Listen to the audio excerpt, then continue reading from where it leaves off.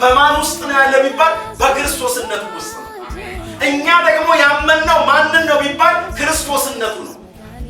በኢየሱስነቱ አምኖ የዳነ በክርስቶስነቱ ውስጥ ወዳለ ቅባት ይገባል። ዛሬ ይሄ ቅባት ይገናኘናል። እኛ ውስጥ አለ። ስሙ ስንጠራው በስሙ ውስጥ ምን አለ?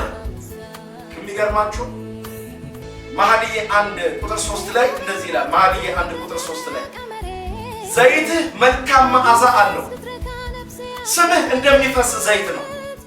ስለዚህ ደናግል ምን አደረጉ? ወደዱ። ክብር ለእግዚአብሔር። ምክንያቱም ዘይትህ መልካም ምን አለው? መዓዛ አለው። የክርስቶስ ስም መልካም መዓዛ አለው። ሃሌሉያ። ሁሌ መንፈስ ቅዱስ የሚያቀጣጥለው እንደ ዕጣን በሱ እሳትነት ላይ የሚያጨሰው ስም ቢኖር የኢየሱስን ስም ነው። መንፈስ ቅዱስ የክርስቶስን ስሙን ያገነዋል። ስሙ እንዲሸት ያደርጋል። የክርስቶስ ስሙ መልካም መዓዛ ነው ያለው። ሃሌሉያ። የክርስቶስ ስም እንደ መልካም መዓዛ የሚሸተው ሰው ከሞት ይገላገላል፣ ከስትረስ ይገላገላል፣ ከደዌ ይገላገላል፣ ከዚህ ዓለም መንፈስ ይገላገላል። ሃሌሉያ።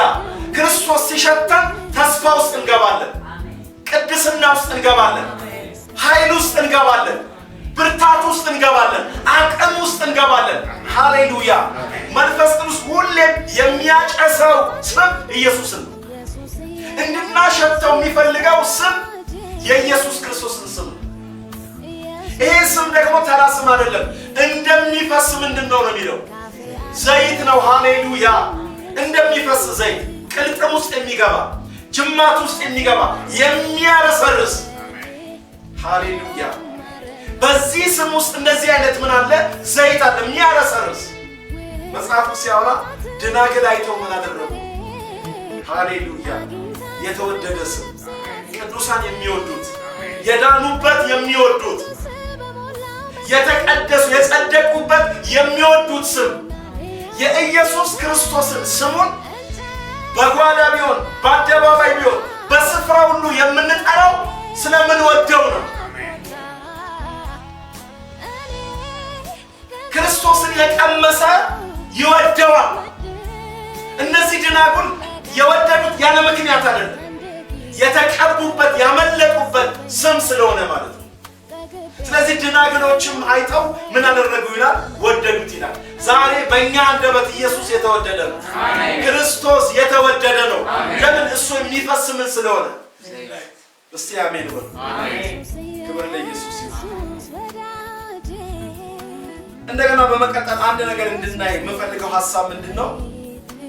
በአንደኛ ጢሞቴዎስ 6:15 ላይ እንደዚህ ይላል። አንደኛ ጢሞቴዎስ 6:15 ላይ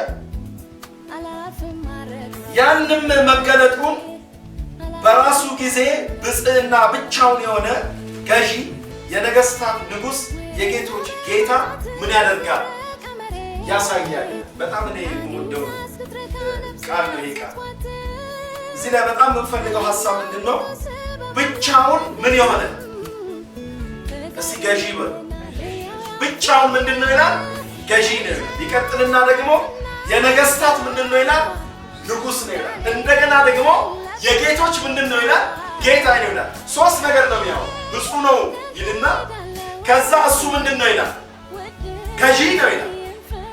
ከዛስ ንጉሥ ነው ብቻ ነው እንደሚለው። የነገስታት ምንድነው ይላል?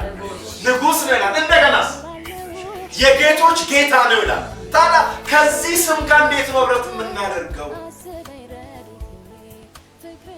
ገብቷችኋል? ገዢ ከሆነ እኛ በምን መንገድ ህብረት እናደርጋለን? በተገዢነት በክርስቶስነቱ ውስጥ የምንካፈለው ምን አለ? ቅባቱን እንካፈላለን። ስሙን ብቻ አይደለም የምናወራው፣ ስሙ ዘይት ነው። ክርስቶስነቱ ዘይት ነው፣ የምንቀባበት ነው። ሃሌሉያ። የሆነ ድርቀት ሲሰማን ጠርተነው እንቀባበታለን። በጌታ በኢየሱስ ስም ተቀብተህ ውጣ። በዚህ ስም በኢየሱስ ስም እየጠራ ተቀብተህ ውጣ። ተቀብተሽ ውጪ። የማንም እጅ አይቀባልም። በሆነ እጅ ላይ የሆነ ዘይት መፍሰስ በብሉይ ኪዳን ነው ያለው። በአዲስ ኪዳን ግን በክርስቶስ በሆኑት ሁሉ ላይ እግዚአብሔር አፍስሶታል። ምኑን ቢባል ዘይቱን አፍስሶታል። ስለዚህ ይሄ ዘይት ስለፈሰሰ እኔም ደግሞ ማድጋዬን አቀርብለታል፣ ልቤን አቀርብለታል፣ ሕይወቴን አቀርብለታል። በዚህ ዘይት ተቀብቼ እያበራሁ እወጣለሁ። ምክንያቱም ቅባት ከራስ ላይ አይታጣይ። ከቅዱሳን ግንባር ላይ የክርስቶስ ቅባት እንዲታጣ የእግዚአብሔር ፈቃድ አይደለም። እናንተ ከቅዱሱ ቅባት ምን ብላችኋል? ተቀብታችኋል። ሁሉን ታውቃላችሁ። ትቀባላችሁ አይደል? ተቀብታችኋል። እስቲ ተቀብቻለሁ ስለሆነ መድረክ ላይ ቆመው ስለሚያገለግሉት አገልጋዮች አይደለም እያወራው ያለሁት። እንደ አማኝ እንደ አካሉ ሁላችን ምን ብለናል? ተቀብተናል። ይሄ ቅባት ደግሞ ቀንበር ይሰብራል። ከቅባቱ የተነሳ ምን ይሰበራል? የተቀባንበት ቅባት የኃጢአት ቀንበር የተሰበረበት። ሃሌሉያ! ልዩ ልዩ የፍርሃት ቀንበር የተሰበረበት። ይህ ቅባት ዝም ብለን አብረን የምንወጣበት ሳይሆን ቀንበራችን የተሰበረበት፣ እንደገና ሌላም የተሰወረ ቀንበር ካለ የሚሰበርበት በጌታ በኢየሱስም ዛሬ በክርስቶስነት ውስጥ ባለው ቅባት እንደገና መልሰን መላልሰን ከቀንበር ነፃ እንወጣለን። ስለዚህ በዚህ ስም ውስጥ እንዲህ አይነት ቅባት የምንካፈለውን ያክል ደግሞ በገዢነት ውስጥ ደግሞ ገዢ ከተባለ እኛ ደግሞ አውቶማቲካሊ የምንሰጠው ሪስፖንድ ምንድነው ቢባል ተገዢ። ገዢ ነው ኢየሱስ። አሜን በሏ። ገዢ ነው። በገዢነቱ ላይ እኛ አመፀኛ አንሆን። በገዢነቱ ስሙና ማንነቱ ላይ ደግሞ የሚገዛ አይምሮ፣ የሚገዛ ልብ፣ የሚገዛ ሐሳብ፣ የሚገዛ ኑሮ። አሜን ነው። ከሱ እኩል መግዛት አንችልም። ፖዚሽናችንን እንወቀው። እርሱ ገዢ ነው፣ እኛ ደግሞ ምንድነን? ለምንድነው መጽሐፍ ቅዱሳችን ብቻውን ምን ያለው? አንብባችሁታል? መጽሐፉ ምንድነው የሚለው? በጋራ ነው የሚለው? ምንድነው የሚለው? በቃ ብቻውን ገዢ ነው። ያለምንም ነገር ብቻውን ይገዛናል። የትኛውንም ነገር ይገዛል። ግን እኛ እንደ ግል ግን ገዢነቱን ስንረዳው ግን ወዲያው ልንሰጥ የሚገባን ነገር መገዛት መሆኑን አንርሳው። እሱ ገዢ፣ እኛ ተገዢ ሆነን ምን እናደርጋለን? የትህትና ንብረት እናደርጋለን። ጸጋን በዚህ ምን እናደርጋለን? ደስ የሚለው ነገር የነገስታት ምን ይላል? ሃሌሉያ! ኢየሱስ ምንድን ነው? የነገስታት ምንድን ነው? ንጉስ ነው። ስለዚህ እሱ ንጉስ ከሆነ እኛ ምን እንሆን ነው? ንጉስ ብለን ከጠራ ነው ለመጥራት ያህል አይደለም ምንጠራው። ገዢ ካልነውም ደግሞ ለመናገር ያህል አይደለም። ገዢነቱን የሚመጥን ማንነት። አሜን ነው። ንጉስነቱን የሚመጥን ባርነት፣ የፍቅር ባርነት። እሱ ምን ስለሆነ ንጉስ ብቻ እኮ አይደለም፣ የነገስታት ምንድን ነው የሚለው? ክብር ለእግዚአብሔር። ዳዊት ይሄ ስለገባው እኔ ግን ንጉሴን ምን አደረግኩ? በተቀደሰው ተራራ ይላል የሚለው ምን አደረግኩታል? ሾምኩታል። እሱ ምንድን ነው? እሱ ራሱ እግዚአብሔር እኮ ያነገሰው። ምንም እንኳን እግዚአብሔር ቢያነግሰው ላነገስከኝ ላንተ እኔ ደግሞ አንተን ምን አደርጋለሁ? ደስ የሚለው ነገር ምንድን ነው? እግዚአብሔር ማንም መርጦት ወይም ኢየሱስ ማንም መርጦት አይደለም። ምን ይሆን ያለ ሰው ድምፅ ያለ ሰው እጅ እሱ በራሱ ምንድን ነው? ንጉስ መርጠነው አይደለም። በማንነቱ ንጉስ ነው። በማንነታችን ደግሞ ለማንነቱ ምን እንሆንለት? እስቲ እንገዛለት። ክብር ለእግዚአብሔር። ደግሞ ደስ የሚለው የጌቶች ምን ትርጉሙ አለ። የጌቶች ደግሞ ምን አለ? ጌታ። እንደዚህ ሲል እኮ ምን እያለለት? እየተገዛለት ይሄንን ቃል ይደግመዋል። ራእይ መጽሐፍ 17:14 ራእይ 17:14 ላይ እንደዚህ ይላል፣ እነዚህ በጉን ይወጋሉ፣ በጉም የጌቶች ጌታና የነገሥታት ንጉሥ ስለሆነ እነርሱን ድል ምን ያደርጋል? ይነሳል። ከእርሱም ጋር ያሉ የተጠሩና የተመረጡ የታመኑም ደግሞ ድል ምን ያደርጋሉ? ይነሳል። በራእይ መጽሐፍ ላይ ልክ የክርስቶስን ጌትነትን ንጉሥነትን እንደገና እውቅና ሲሰጥ እናየዋለን። እንደገና አንድ የምንመለከተው ሐሳብ ምንድን ነው? በስሙ የሚደረግ ሌላ ምን አለ? ህብረት አለ። በስሙ ላይ ቆመን የምናደርገው ሌላኛው ህብረት አለ። ራሱ ጌታ ኢየሱስ ያወራው ዮሐንስ 14 ቁጥር 13 እስከ 14 እንደዚህ ይላል፣ እኔ ወደ አብ እሄዳለሁና አብም ስለ ወልድ ምን እንዲከብር በስሜ ምን የምትለምኑትን ሁሉ አደርገዋለሁ። ማናቸውንም ነገር በስሜ ብትለምኑ እኔ ምን እለዋለሁ? ይሄ በጣም የሚገርም ቃል ጌታ ራሱ የተናገረው። ወደ አብ ምን እላለሁ? እሄዳለሁ። አብም ስለ ወልድ እንዲከብር በስሜ ምን የምታደርጉትን። አያችሁ፣ ከእግዚአብሔር ጋር እኛ ህብረት የምናደርገው በማን ነው? በኢየሱስ። አብ ራሱ ምን ያደረገው? የከፈተው በር ነው። እግዚአብሔር እንዲጸለይ እንዲጠየቅ የፈለገው በማን ነው? እስቲ በኢየሱስ ነው። ይህንን ነገር ኢየሱስ ብዙ ቦታ ላይ ሲደጋገመው እናየዋለን። እንደገና ቁጥር 26 ላይ እንደዚህ ይላል፣ አብ በስሜ የሚልከውን ግን መንፈስ ቅዱስ የሆነውን አጽናኝ እርሱ ሁሉን ምን ያደርጋቸዋል? ያስተምራቸዋል፣ እኔም የነገርኳችሁን ያሳስባቸዋል። አብ በምን የሚልከው? አብ በክርስቶስ ስም የላከው በክርስቶስ ስም ምን ስላለን? ስለጸለይ። ልክ ነው። ድነንበታል። የዳነ ደግሞ ይጸልይበታል። አይገርማችሁም? እግዚአብሔር አብ በስሜ ምን የሚለው የሚልከውናል። እግዚአብሔር ለካ ማንኛውንም ነገር የሚልከው በማን ነው?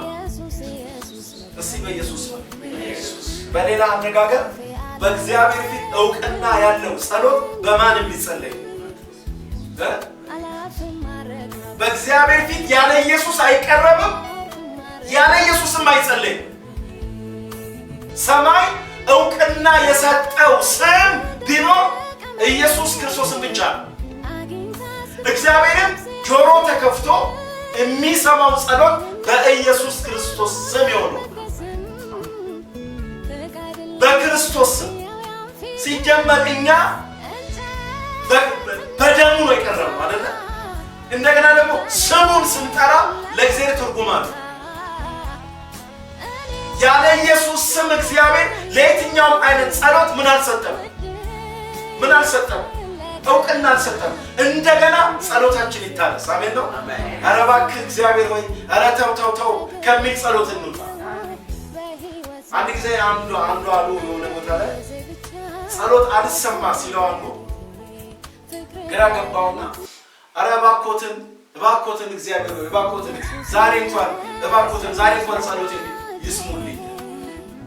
በትህትና የጸለየ ስላልመሰለው ያለው ምንድነው? እባክዎትን ማለት ጀመረ። መቼም እግዚአብሔር የሞቲቭ አምላክ እንዴት እግዚአብሔር ያን ሰው ዲል እንዳደረገው አላውቅም። ነገር ግን በቃሉ የተጻፈልን ግን ጸሎትን በማን እንጸልየው? የክርስቶስ ኢየሱስን ስም እያነሳን። አሜን ነው። ስሙን እያነሳን በስሜ ለምኑ ነው ያለው። አሁን ደግሞ በስሜ የተጸለየውን ምን ያደርጋል ነው ያለው። ስለዚህ ስሙን ጠበቅ እናድርገው። አሜን ነው። ስሙ በጣም በርካታ ምን አለው? ትርጉም አለው። ወደ ጸሎት ነገር ስንመጣ ደግሞ ጸሎትን ስናስብ በኢየሱስ ክርስቶስ ስም ላይ እንሳፈር። በኢየሱስ ስም ውስጥ ምን እንግባ። ምክንያቱም እግዚአብሔር ስለ ልጁ ብሎ ነው ምን የሚያደርገን የሚሰማ። እግዚአብሔር በልጁ አይጨክንም። አሜን ነው ወይ? በእኔ አትጨክን አትበሉት። እባክህ አትጨክንብኝ አትበሉት። እግዚአብሔር የሚራራው ስለ ልጁ ስለ ኢየሱስ ክርስቶስ ስም ነው። አሜን ነው። የኛ ድርሻ ምንድነው? ስሙ ውስጥ ሄዶ መወሸቅ ነው። በስሙ ላይ መጣበቅ ነው። ስሙን ስናስብ ራሱ ጸሎታችን በእግዚአብሔር ፈቃድ የተቃኘ ነው የሚሆነው። የተገኘውን አንጸልይ። ኢየሱስ ክርስቶስ የሚለው መገለጥ ነው። አሜን ነው። እንደ እግዚአብሔር ፈቃድ እንደ እግዚአብሔር ሐሳብ የምንጸልይበት የስም ዕውቀት ነው። ስሙ ራሱ የተገኘውን አንጸልይበት። በኢየሱስ ስም ብለን መቼም አንገድም። በኢየሱስ ስም ብለን መቼም ኃጢአትን አንሰራም። ኢየሱስ ክርስቶስ ከኃጢአት አዳኝ የሆነ ስም ነው። የተቀባንበት ስም ነው። መቀባት ደግሞ ለእግዚአብሔር ዓላማ ነው። አሜን ነው። ለእግዚአብሔር ዓላማ ነው የምንቀባው። በብሉይ ኪዳን ብዙዎች ሲቀቡ ለእግዚአብሔር ዓላማ ነው የሚቀቡት። በአዲስ ኪዳንም እግዚአብሔር በክርስቶስ የቀባን ለአጀንዳው ነው። ለአጀንዳው ነው። የእኛን ነገር ለማሯሯጥ አይደለም።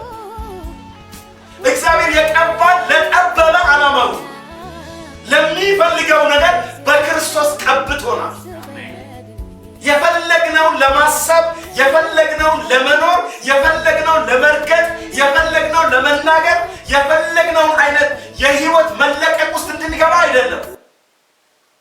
በክርስቶስ ቅባትነት ውስጥ የተቀባነው ለእግዚአብሔር ለልቡ አጀንዳ ነው። ለእግዚአብሔር አጀንዳ ነው። ለእግዚአብሔር ለመንግስቱ ስራ ነው የተቀባነው። ለሌላ ጉዳይ አይደለም። ልክ እንደዚሁ በዚህ ስም ስንጸልይ በዚህ ስም ላይ ብርሃን ኖሮን መገለጥ ኖሮን ነው።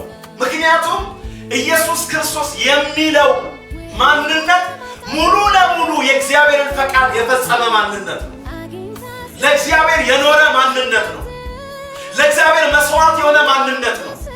እግዚአብሔር የረካበት ማንነት ነው። እግዚአብሔርም በረካውበት በዚህ ስም ጸልዩአል። ፈቃዴን በፈጸመ በዚህ ስም ምን በለዋል? ጸልዩአል። እግዚአብሔር ለጥያቄው መልስ ያገኘው በኢየሱስ ነው። የረካበት መስዋዕት ኢየሱስ ነው። ስለዚህም እግዚአብሔር ለኛ ምን ሰጠን ቢባል በስሙ መጸለይ። የሚገርማችሁ በስሙ ድነናል። የጌታን ስም የሚጠራ ምን ይላል?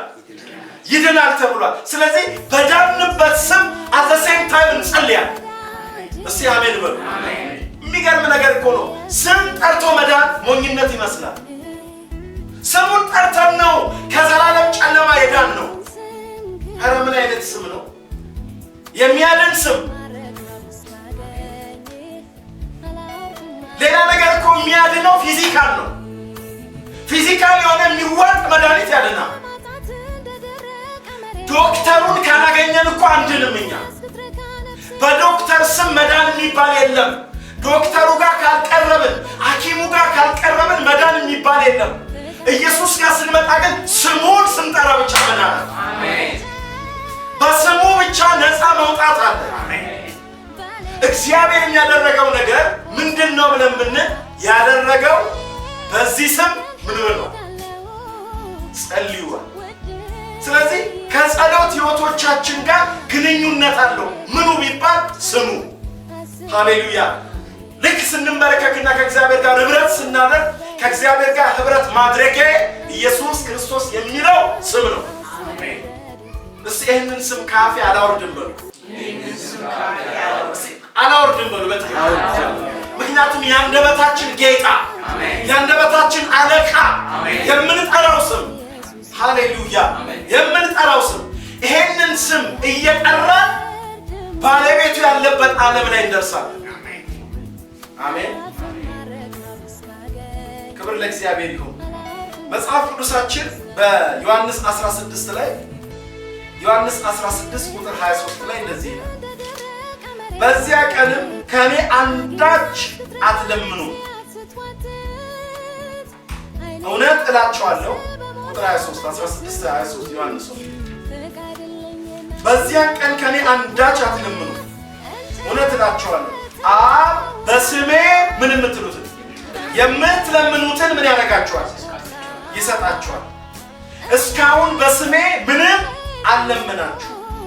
ደስታችሁ ፍጹም እንዲሆን ለምኑ። ምን ትላላችሁ? አረከበለ እግዚአብሔር ይሁን። እንጠቀምበት። ይሄንን ስም ምን እንበልበት? እንጠቀምበት። ቁጥር 26 ላይ እንደዚህ ይላል፣ በዚያ ቀን በስሜ ትለምናላችሁ፣ እኔን ስለእናንተ አምን እንድለምን የምላችሁ አይደለሁም። በዚያ ቀን በስሜ ምን ትላላችሁ? ቁጥር 26 አንብቡ። በዚያ ቀን በስሜ ትለምናላችሁ፣ እኔም ስለ እናንተ አብን እንደምለምን የምላችሁ።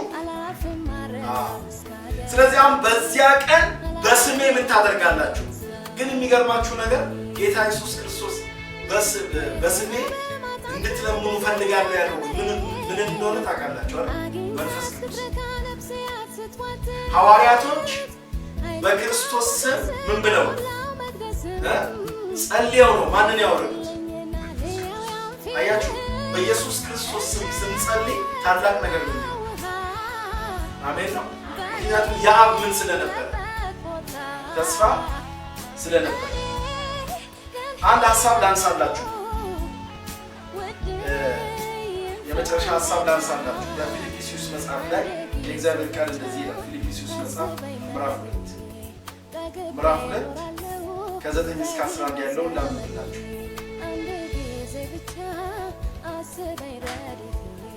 በዚህ ምክንያት ደግሞ እግዚአብሔር ያለ ልክ ከፍ ከፍ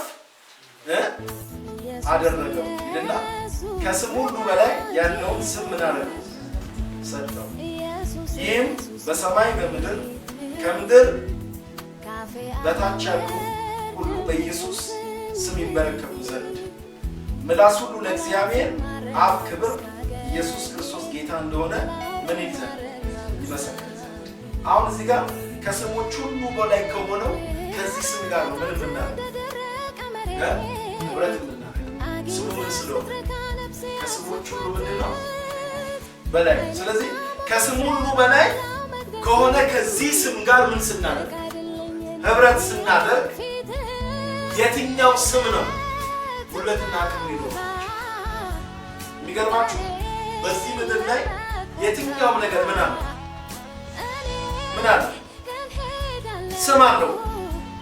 ግን መጽሐፍ ቅዱሳችን ግን ሲያወራ ስለ ክርስቶስ ሲያወራ ግን የክርስቶስ ስም ግን ከስሞች ሁሉ በላይ ነው። በሽታ ምን አለው? ስም አለው። የጨለማ ተጽዕኖች ምን አላቸው? ስም አላቸው። ወደ ክርስቶስ ስም ስንመጣ ግን ስሙ ከስሞች በላይ ነው። እግዚአብሔር በመንፈስ ቅዱስ ይህንን ያብራል። ስሙ ከስሞች ሁሉ በላይ እንደሆነ ከገባን የሚገዛን ስም የለም። አሜን ነው። የትኛው አይነት ነገር እኛን ምን ማለት አይችልም፣ መግዛት አይችልም። አንዳንድ ስሞች ትጥቅ የሚያስፈቱ ስሞች አሉ። ከበሽታ አኳያ እገሌ በዚህ በሽታ ተያዘ ከተባለ የኢየሱስ ስም የሚጠፋበታል። ስሙ ግን ከስሞች ሁሉ ምንድን ነው? በላይ ነው። አንዳንድ ሰው ስሙን ስለሰማ ብቻ ይሞታል። ነገር ግን ስለ ጌታ ስም ስናወራ ግን የኢየሱስ ክርስቶስ ስም ግን ከስሞች ሁሉ በላይ ስም ስለሆነ የትኛውንም ስም የማሸነፍ አቅም አለ። ይሄንን ስም በጸሎት እንጠራዋለን። የትኛውም ስም በእኔና በእናንተ ሕይወት ላይ አቅም ሊኖረው አይችልም ስሙን ስንረዳው። በነገራችን ላይ ይሄ የኢየሱስ ስም በመንፈስ ቅዱስ መገለጥን የሚፈልግ ስም። ምክንያቱም አንዳንዶች የሚሰልሙት የሚያሾፉበት የሚቀልሉበት ስም ስለሆነ ባለንበት ዘመን ደግሞ ማሾፊያ የሆነ ስም እሱ ግን ዛሬም የምሕረት አምላክ ዛሬም የቸርነት አምላክ ነው። በስሙ የሚያሾፉትን በሙሉ ዛሬም እጆቹን ዘርግቶ ለምሕረት ይቀበላቸው ዘንድ ይፈልጋል። ዛሬ እሱ የምሕረት ጌታ፣ ስሙ ግን ከስሞች በላይ ስሙ ትዕግስተኛ ስም። ስለዚህ እግዚአብሔር ያለ ልክ ምን አደረገው ነው የሚለው ይሄ ስም በሰማይ ቢሆን ይላል መጽሐፉ፣ በምድር ቢሆን የሚያክለው የሌለ ምንድን ነው? ተረክብ ለእግዚአብሔር። ይሄ ስም በምድር ላይ ስንሆን መገለጥ ነው። የሚገርም ስም። ሰማይም ስንገባ አንደኛ ስም ነው። በምድርም የሚገርም ስም ነው፣ በሰማይም የማይለመድ ስም ነው። በዚህ ስንደነቅበት የነበረው ስም በሰማይ እንደነቅበታል። ስሙ በዚህኛው ዓለም ቢሆን በወዳኛው ዓለም ቢሆን ሃሌሉያ ከፍ ከፍ ያለ ስም ነው። ስለዚህ አንድ የተናገረው ነገር አለ በጣም የሚገርመኝ ቁጥር 11 ላይ ምላስ ሁሉ ለእግዚአብሔር አብ ክብር ኢየሱስ ክርስቶስ ጌታ እንደሆነ ምን ይል ዘንድ ይመሰክር ዘንድ። ቁጥር 10 ይህ በሰማይ በምድር ከምድር በታች ያለ በኢየሱስ ስም ምን ይል ዘንድ እስቲ ይንበረከክ ዘንድ በሉ። ዛሬ በዚህ ስም መንበርከክ ይሆን። በዚህ ስም የማይንበረከክ ነገር የለም። ሐዋርያቶች በሐዋርያ ሥራ መጽሐፍ ምዕራፍ 10 ቁጥር 12 ላይ መዳን በሌላ በማንም የለም እንድንበት ዘንድ ከሰማይ በታች የተሰጠ ስም ይሄ ነው። አይገርማችሁ? መዳን አጥብበው ሲያው ከሰማይ በታች ብቸኛ መዳኛ ስም አንድ ነው። አይገርም? ሌላ የተሰጠ ስም የለም። እዚህ ጋርም ደግሞ ይሄ አቅም ያለው ጉልበት ያለው የትኛውም ስም በማን ይንበረከክ ዘንድ አጋንንቶች ይንበረከካል። አሜን ነው። በመንፈስ ቅዱስ ሆነ የጌታን የኢየሱስ ክርስቶስን ስሙን ስንጠራው አጋንንቶች መቃጠል ይጀምራል። አሜን ነው። የትም ያልተሸነፈ አጋንንት የጌታ ስም ሲጠራ መሸነፍ ይጀምራል። የትም ሲደበቅ የነበረ አጋንንት የጌታ ስም ሲጠራ ግን መቃጠል ይጀምራል። ቤተ መንግስት የተደበቀ፣ ቤተ መቅደስ የተደበቀ፣ የትኛውም ጥጋጥግ የተደበቀ የአጋንንት አሰራር የጌታ ስም ሲጠራ ግን መራገፍ ይጀምራል። አሜን ነው። መቃጠል ይጀምራል። አሜን። በእውነት በአንድ ነገር እንድትባረኩ ጸልይላችኋል። የኢየሱስ ክርስቶስን ስም በመንፈስ ቅዱስ መጥራት ይሁንላችሁ። በፊደል አይደለም፣ በሃይማኖት አይደለም፣ እያዛጋን አይደለም። ነገር ግን በመንፈስ ቅዱስ ቅራት፣ በመንፈስ ቅዱስ ኃይል የጌታን ስም ስንጠራ አጋንንት መቋቋም አይችልም። ደዌ መራገፍ ይጀምራል። አጋንንት መራገፍ ይጀምራል። ዛሬ ከዚህ ስም ጋር ነው ህብረት የምናደርገው። እንደገና ከዚህ ስም ጋር ህብረት በማድረግ መታደስ ይሁንልን። ጸልያለሁ።